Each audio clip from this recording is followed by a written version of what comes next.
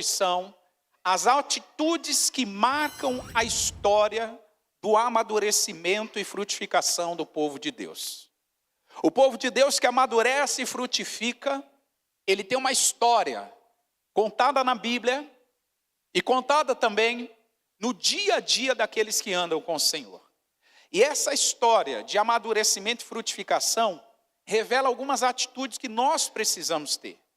Precisamos carregar, irmãos, uma convicção profunda que o Senhor fez, o Senhor faz e o Senhor continuará fazendo em nossas vidas. Ele não mudou. A palavra em Hebreus 13:8 diz que Ele é o mesmo de ontem, hoje e sempre será. Ele não muda, Ele é imutável. Então eu gostaria que você preparasse o seu coração e aumentasse as suas expectativas, porque Deus continuará intervindo na história do povo dele. Uma das principais lições de 2025, é o próximo slide, foi que para um nível amplo de frutificação, nós precisamos também um nível profundo de poda. Eu quero dizer que não há frutificação ampla se não tiver poda profunda. Uma coisa depende da outra. É como se nós precisássemos ser podados, ser modelados no nosso caráter, ser aperfeiçoados em nossa fé, para poder viver um nível de maturidade, de frutificação que Deus tem para as nossas vidas. E 2025 entregou para nós esta lição. Não tem como frutificar de forma ampla se não tiver uma poda profunda. Nesse processo de poda, na maioria das vezes, a gente não vai entender o que Deus está fazendo. Eu quero tranquilizar aqui o seu coração. Se você não entendeu o que aconteceu com você em 2025, você faz parte de um grupo gigantesco de homens e mulheres de Deus, que embora não entendesse muitas das coisas que se passou em 2025, mas eles descansaram no cuidado do Senhor. Posso ouvir um amém? Olha o que a palavra diz em João 13, versículo 6 a 9. Essa ideia de Deus trabalhar e a gente não entender é coisa antiga. E esse texto revela exatamente isso. Jesus está lavando os pés dos 12 discípulos. E ele se aproxima de Pedro. E ao se aproximar de Pedro, Pedro faz essa pergunta para ele: Senhor, tu lavas-me os pés? Em outras palavras, como assim, Jesus, você vai lavar os meus pés? É a pergunta de Pedro. E o versículo 7, Jesus responde para ele.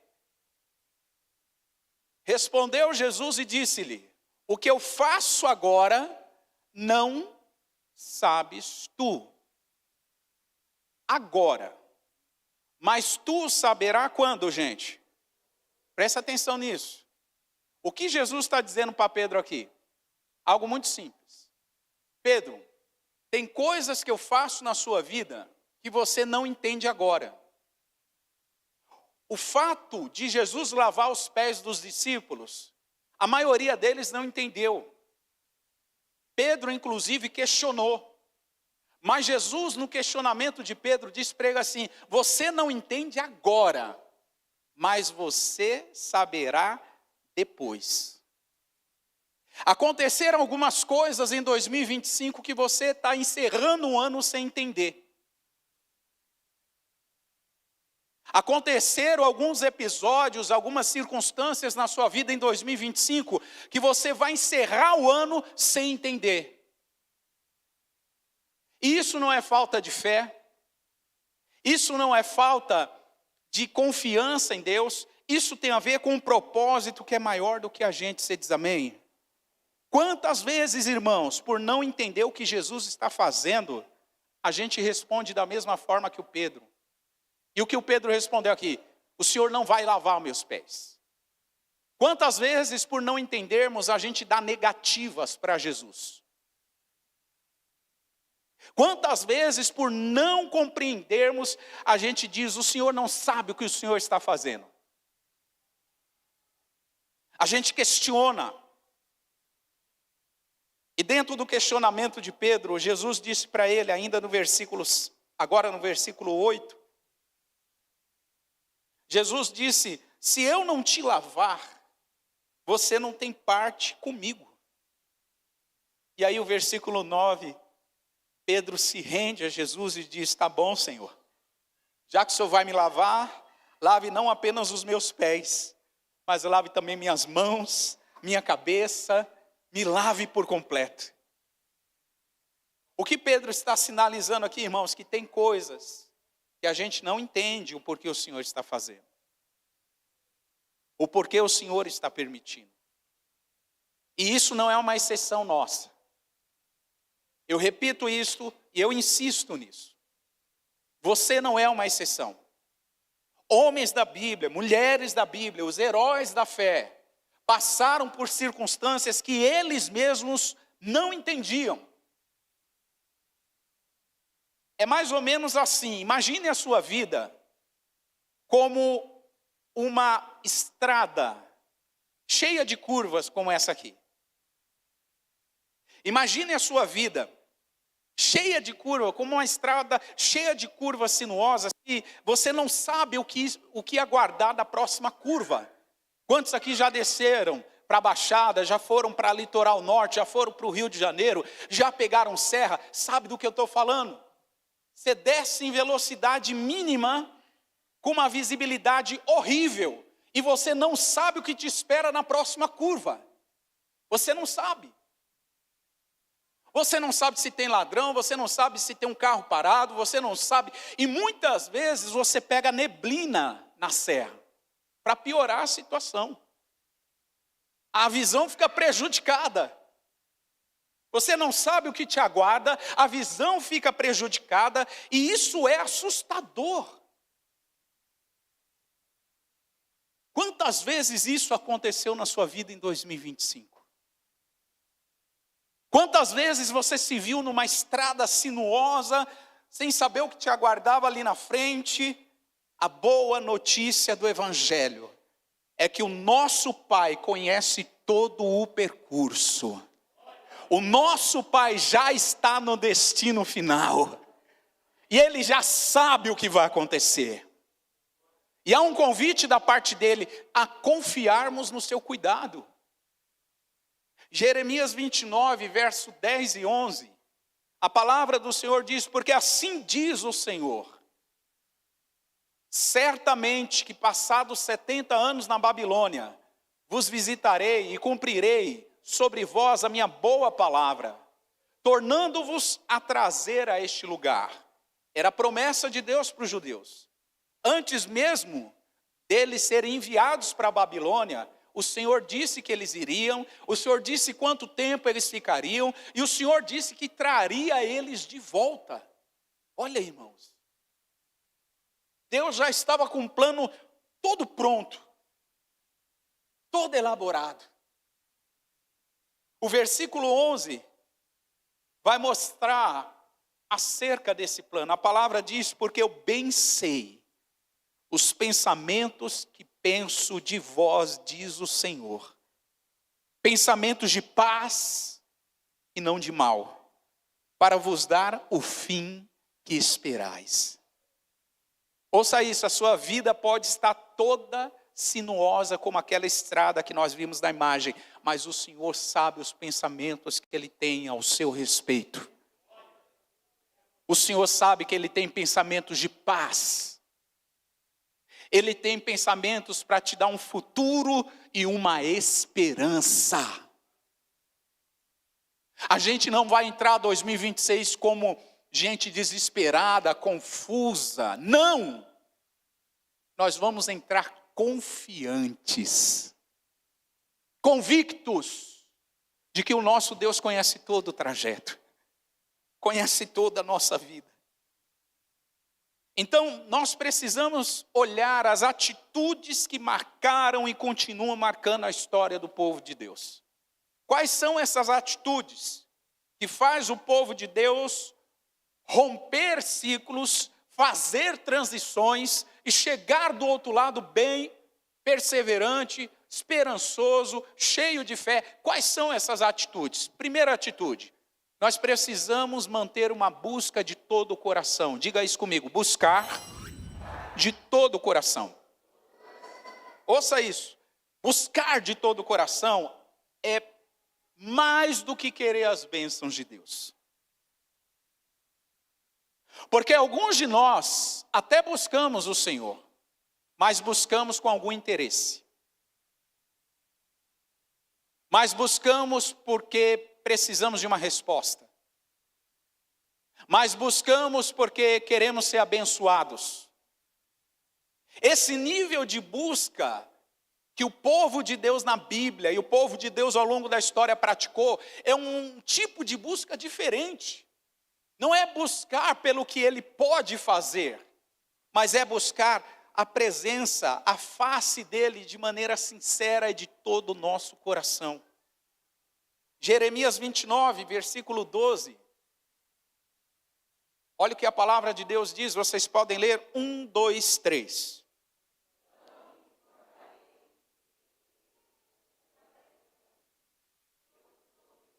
Deus prometeu ouvir, sim ou não? Qualquer um?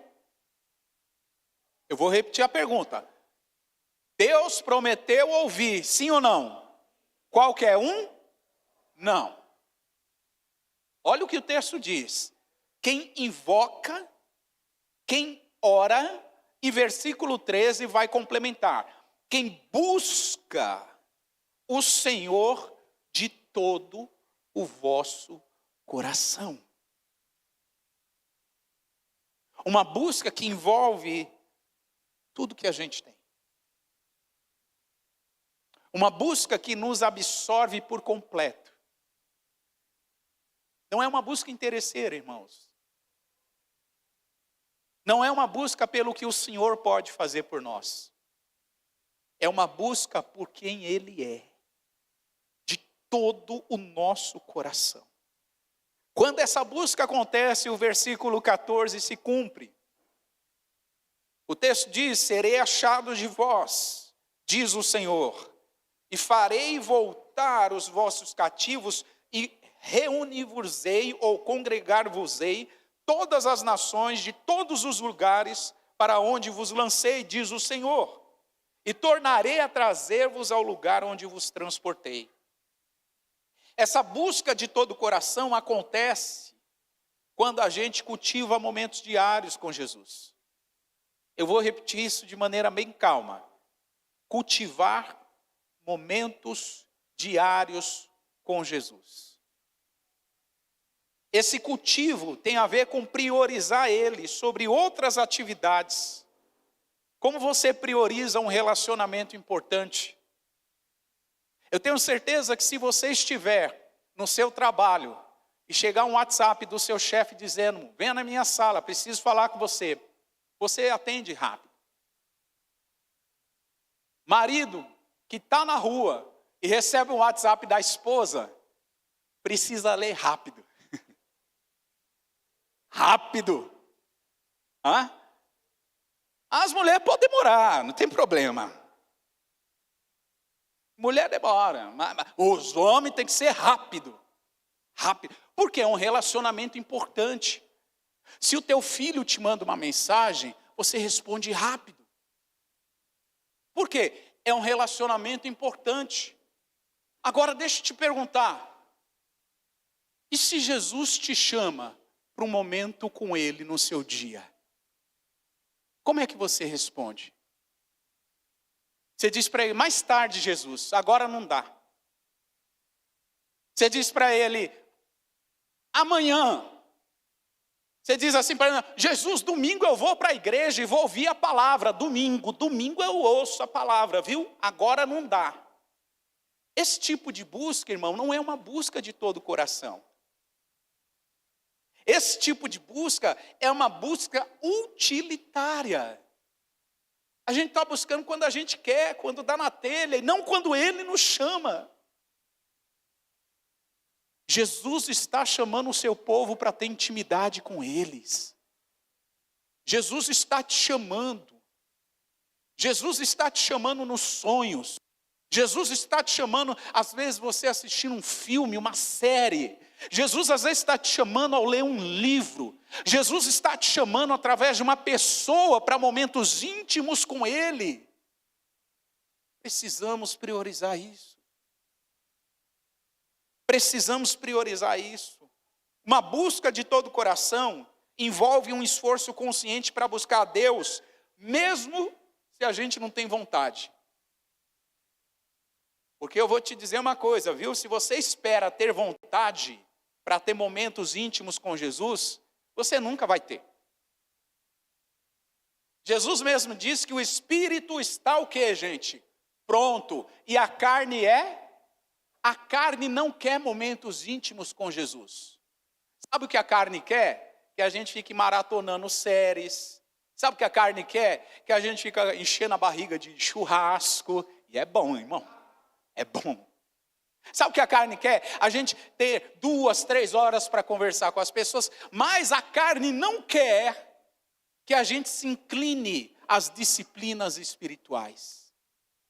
A carne não quer que você ore.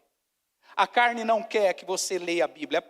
Veja, momentos íntimos com Jesus, você tem que ir mesmo sem ter vontade. Não é quando surge a vontade. É mesmo sem ter vontade. Uma busca de todo o coração envolve uma oração sincera e constante, leitura e meditação da Bíblia, arrependimento, adoração, gratidão e mais, envolvimento com a sua comunidade de fé. É isso que nós estamos fazendo aqui. Estamos nos reunindo para adorar o Senhor. Isso é uma busca ao Senhor de todo o coração. Em segundo lugar, uma outra atitude que o povo de Deus teve e precisa ter nesses dias. Nós precisamos resgatar o prazer de agradar o Senhor. Diga isso comigo, eu preciso agradar o Senhor. Irmãos, existe uma alegria em fazer a vontade de Deus que a gente ainda não descobriu. Existe um prazer e um contentamento em fazer a vontade de Deus que a gente ainda não descobriu. E o dia que a gente descobrir, nós nunca mais vamos querer deixar de fazer a vontade dele. Muitos de nós achamos a vontade de Deus chata. Achamos a vontade de Deus algo pesado. Achamos que Deus é um corta-prazeres, então tudo que Ele me pede é para cortar o meu barato, é para cortar o meu prazer, é para me quebrar as pernas. Muitos de nós têm uma visão tão equivocada sobre Deus, e por causa disso a gente não encontra prazer na vontade dEle. Olha o que Davi falava sobre a vontade de Deus, Salmos 40, verso 8. Esse eu gostaria que vocês lessem. Vamos lá? 1, 2, 3.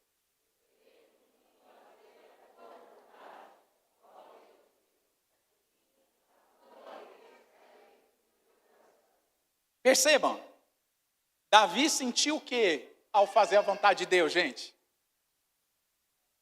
Ele sentia prazer. Ele se deleitava. A expressão deleitar significa grande prazer. O Davi tinha um prazer enorme em fazer a vontade de Deus.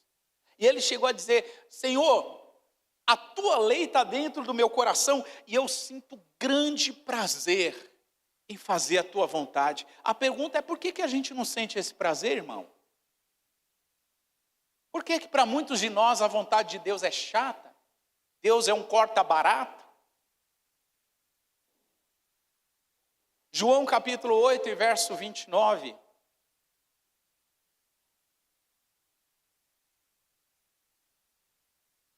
O próprio Senhor Jesus encontrava grande prazer em fazer a vontade do Pai. O texto diz, e aquele que me enviou está comigo. Jesus falando do Pai que tinha enviado ele, que estava com ele. A parte B do versículo, o Pai não tem me deixado só, porque eu faço sempre o que lhe agrada. Jesus sempre fazia o que agradava o Pai. Por que nós não podemos fazer, irmãos? A pergunta que precisamos fazer é: por que não temos encontrado esse prazer em fazer a vontade de Deus? Ou por que fazer a vontade de Deus é algo que não causa prazer e alegria em nós? Você sabia que você está aqui nessa noite é a vontade de Deus para a sua vida? Agora deixa eu te fazer uma outra pergunta. Você está se alegrando nisso? Ou está aqui para você é uma obrigação? Ou está aqui para você porque alguém te convidou muitas vezes, insistentemente, e por causa disso você veio? Estar aqui é agradar o Pai. E melhor do que isso, a gente tem que se alegrar em agradá-lo. A gente tem que se sentir feliz em agradar ao Senhor. O prazer de fazer a vontade de Deus significa abandonar a ilusão de encontrar alegria em qualquer outro lugar que não seja na comunhão obediente a Ele. O Salmo 143, verso 10, acompanhe comigo. O salmista Davi dizia assim: ensina-me a fazer a tua vontade, pois és o meu Deus. Guia-me o teu bom espírito por terra plana. Isso é uma oração. O que Davi está pedindo aqui, gente? Ele está pedindo para Deus: Senhor, me ensina a fazer a tua vontade. Eu disse isso alguns domingos atrás e faço questão de repetir aqui. Irmãos, esta é uma oração que nós deveríamos fazer. Senhor, nos ensina a fazer a sua vontade. Nos ensina. Em terceiro lugar, uma terceira atitude do povo de Deus ao longo da história é aguardar o ritmo dos processos. Quando a gente fala de processos, falamos sobre provas, falamos sobre propósitos que Deus revela em nossas vidas. E esses propósitos ganham uma forma de dificuldades, desafios, obstáculos. Processos têm o seu ritmo próprio. Processos não podem ser adiantados e também não podem ser atrasados. Processos precisam ter um ritmo respeitado. Tiago 5 vai falar sobre isso. Versículos 7 a 8. A palavra diz: sejam irmãos, pacientes até a vinda do Senhor. Eis que o lavrador espera. O lavrador faz o quê, gente? Quantos aqui já trabalharam na roça? Opa! Levanta a mão aí. Isso, olha aí, ó. Quando você planta a semente, quando você rega e cultiva, tem um tempo certo da colheita, sim ou não? Essa semana que passou eu estava colhendo acerola, no pé de acerola da dona Eva. Gente, é uma coisa linda. A gente pega uma jarra em um dia, no dia seguinte está forrado de novo, né, Deda? É um negócio esplêndido. Agora, se a gente fosse lá há 2, 3 meses atrás, eu te garanto que não estaria assim. Porque cada semente, cada espécie, cada tipo de cultivo e de semente precisa respeitar o seu tempo, o seu processo de crescimento. E Tiago vai dizer isso. Esperem, irmãos, até a vinda do Senhor. Assim como o lavrador espera o precioso fruto da terra, aguardando com paciência, até que receba a chuva temporã e seródia, ou seja, chuvas de outono e da primavera. Essas chuvas são essenciais para o cultivo, essenciais para a preparação da colheita. Versículo 8, você pode ler? 1, 2, 3.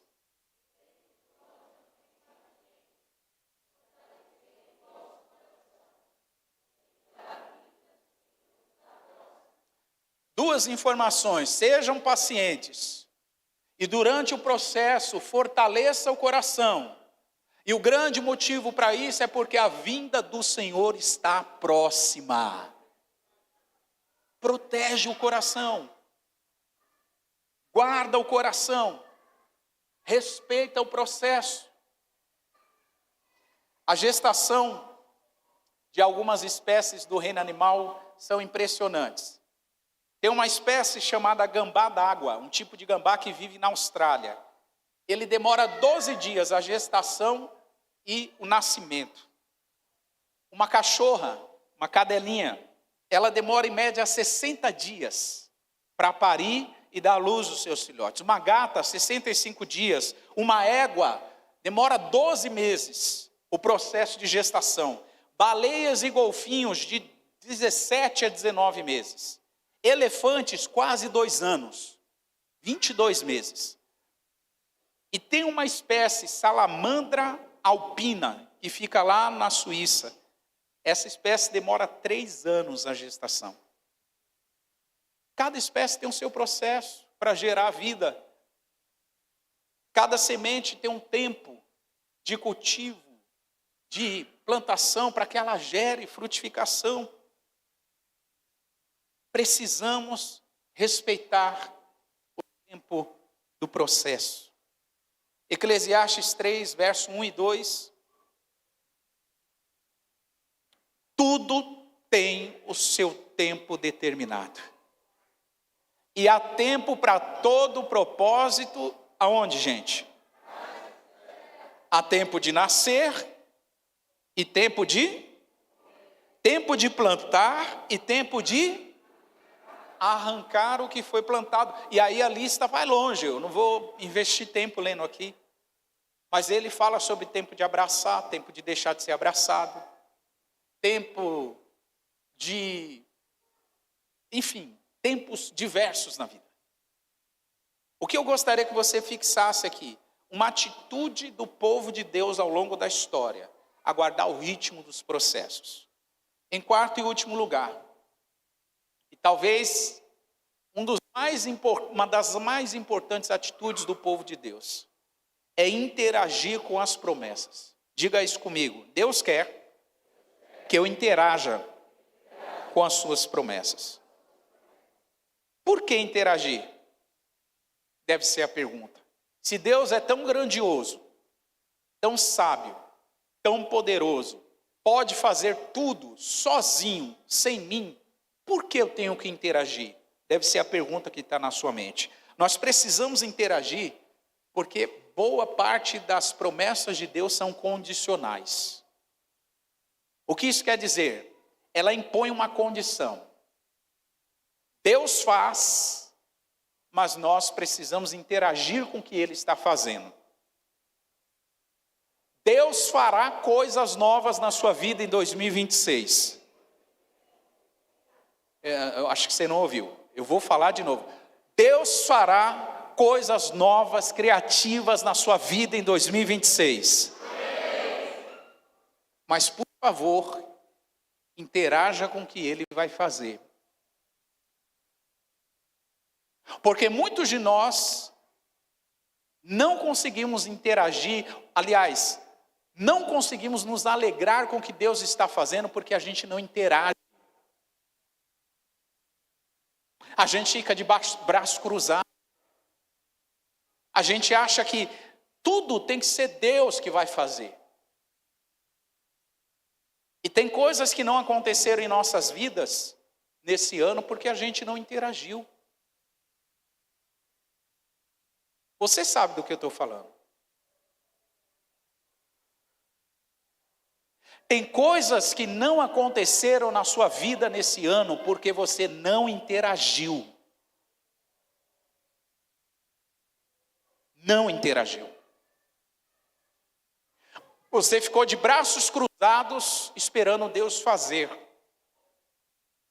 Quando na verdade, a maior parte do que Deus está fazendo requer interação. Josué capítulo 1, acompanhe comigo, versículo 3 a 5. Josué 1, do 3 ao 5. Olha o que Deus diz para Josué. todo lugar que pisar a planta do vosso pé, vô-lo tenho dado.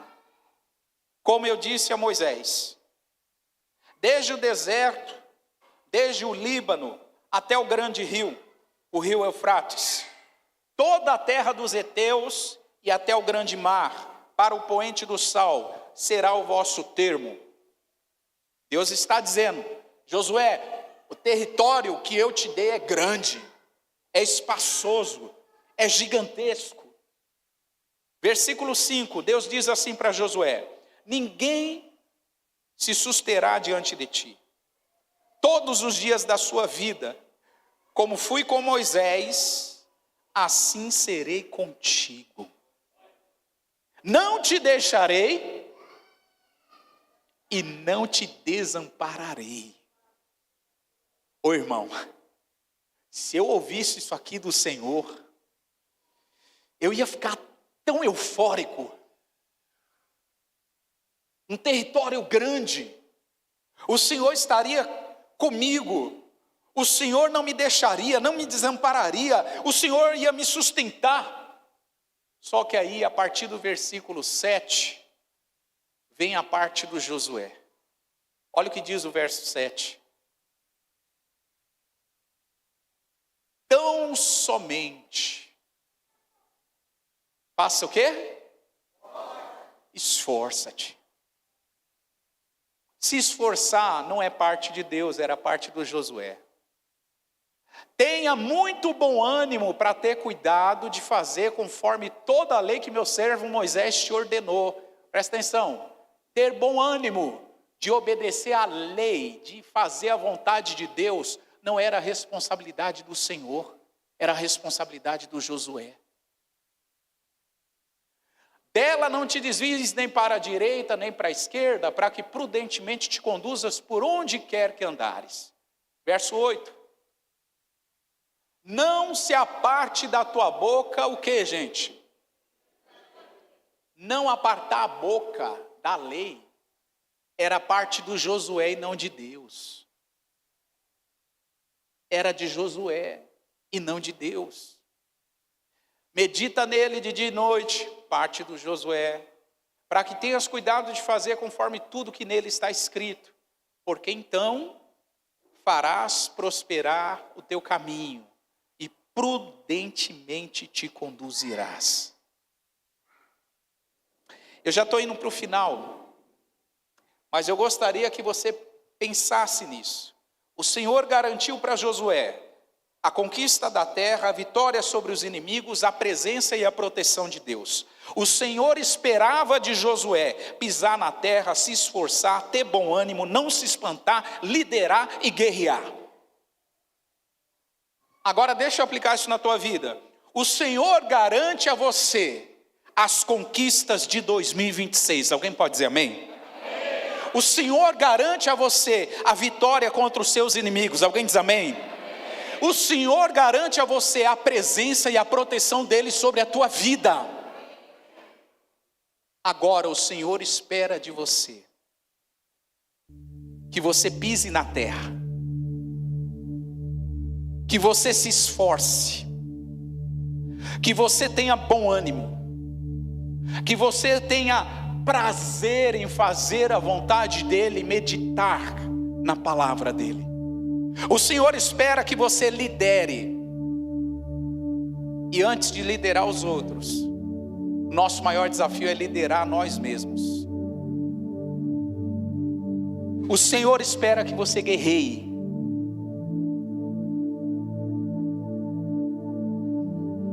Josué entendeu o recado. E não dá tempo da gente falar aqui, mas você lembra que a primeira conquista que Josué teve foi em Jericó. 7 voltas na cidade, Deus mandou, as muralhas caíram, eles gritaram, vitória. Um pouquinho mais para frente, no capítulo de número 7, Josué enfrenta uma outra cidade minúscula, bem menor do que Jericó, uma cidade chamada Ai. E na cidade de Ai, Josué é derrotado. Por quê? Porque ele deixou de cumprir a parte dele junto com a nação de Israel. O que eu quero dizer aqui para você nessa noite: 2026, Deus já reservou conquistas gloriosas para o seu povo. Deus já reservou proteção, provisão. Deus já está lá no nosso 2026. Deus já fez coisas gloriosas lá, já está feito. Mas pelo amor de Jesus Cristo, não deixa de interagir fazendo a sua parte. Para de arrumar desculpa. Para de arrumar argumento. Para de negociar aquilo que é inegociável. Eu estou falando para pessoas que estão sendo chamadas por Jesus. Eu estou falando para pessoas que têm ouvido, têm tido o seu coração aquecido com desejo e fome e vontade pela presença dEle. Não adie mais. Você adiou durante todo o ano de 2025, não adie mais. Pastor, eu quero começar muito bem, dia 5. Nós vamos começar um propósito de jejum coletivo aqui de 21 dias, com toda a igreja. Pula dentro, irmão. Pastor, eu quero ler mais a Bíblia. Nós lemos a Bíblia. Você pode sair daqui amanhã ou acordar, depois das festas, depois da ceia. Você pode acordar. Imagine, eu vi um post esses dias. Se nós tratássemos a nossa Bíblia como tratamos os nossos celulares. Tem gente que nem abre o olho, a remela está no olho ainda. Não consegue nem abrir o olho ainda, mas já bota o celular assim, ó. Nem tá conseguindo ver nada, de tanta remela no olho. Mas já pega o celular, já bota o celular na cara. Imagine se nós tratássemos nossas Bíblias como a gente trata o nosso celular. Como seria a nossa qualidade de vida espiritual? Como seria o nosso tempo com o Senhor? Quão diferentes seriam os nossos dias, irmão? Quão diferente seriam nossas famílias? Quão diferente seria o ambiente do nosso trabalho? Seria tudo diferente. Eu oro para que o seu coração pegue fogo. Eu oro para que você tenha fome e sede pela presença de Jesus. Eu oro para que você não sinta paz enquanto não ter tempo de qualidade com seu amado. Pastor, é difícil, eu já tentei e não consegui. Eu também tentei muitas vezes e fracassei. Até você criar um hábito, é difícil mesmo. Mas é possível. Eu termino dizendo a vocês: situações difíceis passam, processos passam, lutas passam, guerras passam, cova do leão passa, fornalha de fogo passa, ameaças passa, rejeição passa, dor passa, sofrimento passa. A única coisa que vai ficar e que vai prevalecer por toda a eternidade é um relacionamento legítimo com Jesus. Um relacionamento de gente que ama Ele de verdade, irmão. Não estou falando de religião, estou falando de relacionamento. Quem ama Jesus de verdade. 2026 nós veremos a boa mão do Senhor sobre nós, o seu braço estendido. Mas leva essa palavra no teu coração. Assim como o povo de Deus interagiu com amadurecimento e frutificação, interaja. Assim como o povo de Deus buscou de todo o coração, busque. Assim como o povo de Deus sentia alegria na presença de Deus, em agradá-lo, se alegre em fazer a vontade dEle. E assim como o povo de Deus respeitava os ritmos dos processos, respeite os ritmos do seu processo. Não por etapa, não corra, faça no seu tempo. Quero te convidar a se colocar de pé.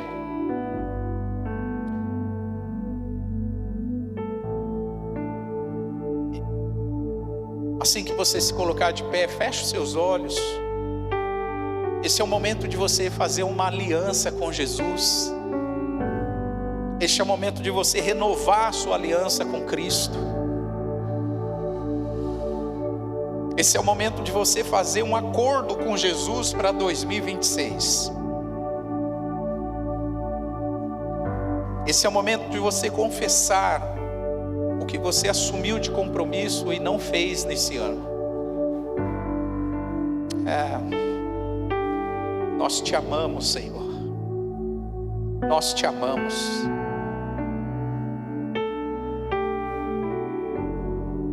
Obrigado, Senhor, porque nós não estamos diante dos homens, nós estamos diante do Senhor, diante da sua presença. Nós estamos abertos e disponíveis, e por isso queremos nos arrepender dos nossos pecados. Queremos nos arrepender pelos compromissos que assumimos e deixamos de cumprir, Senhor. Queremos nos arrepender pelas palavras e compromissos que assumimos e não cumprimos neste ano. Perdoa-nos, Senhor. Pedimos, perdoa-nos, Pai. E junto com teu perdão, aquece o nosso coração, para que uma vez mais a tua presença nos atraia, a tua presença nos alcance, a tua presença nos desperte para viver algo novo neste ano. Senhor, nós cremos que 2026 será extraordinário, mas nós cremos que o Senhor também aguarda de nós uma interação. O Senhor aguarda de nós algumas atitudes, o Senhor aguarda de nós um posicionamento. E eu te peço, Senhor, que em nome de Jesus, este posicionamento brote aqui nesta noite, Senhor. Esta atitude de coração, este quebrantamento de coração, brote aqui nesta noite, Senhor. O Senhor nos sonda, o Senhor nos esquadrinha, o Senhor nos conhece.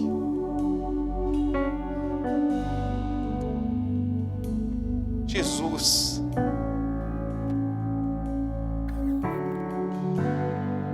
Jesus,